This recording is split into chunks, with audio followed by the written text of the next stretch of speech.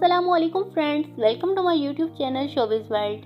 खुश आमदीद हमारी वीडियो में, जहां आज हम बात करेंगे एक खास मौजू पर जो इस वक्त सोशल मीडिया पर बहुत ज़्यादा ज़ेर बहस है।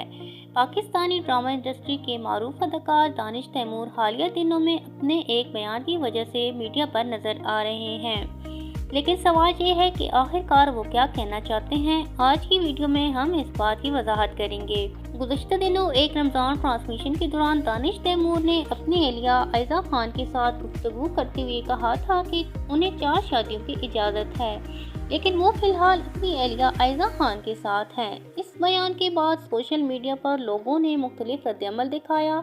कुछ ने उनके अल्फाज को पसंद किया जबकि कुछ ने उस पर तनकीद की।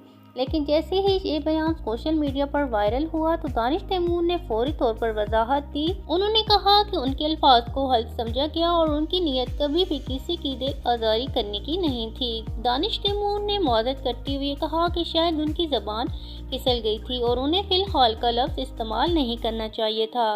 दानिश ने अपनी वजाहत में ये भी कहा कि उनका मकसद ये नहीं था कि वो अपनी बीवी आयजा खान को छोड़ देंगे।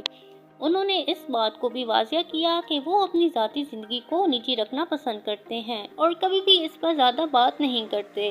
इस वजाहत के बाद सोशल मीडिया पर रद्द-ए-अमल का सिलसिला जारी रहा। कुछ ने उनकी वजाहत को तस्लीम किया जबकि कुछ अब भी इनके बयान पर सवालात उठा रहे हैं। तो नाज़रीन, आपका क्या ख्याल है? क्या आपको लगता है कि दानिश तैमूर ने अपना मौक़िफ़ सही तरीके से वाज़ेह किया या फिर आपके ख्याल में उनका बयान गलत था?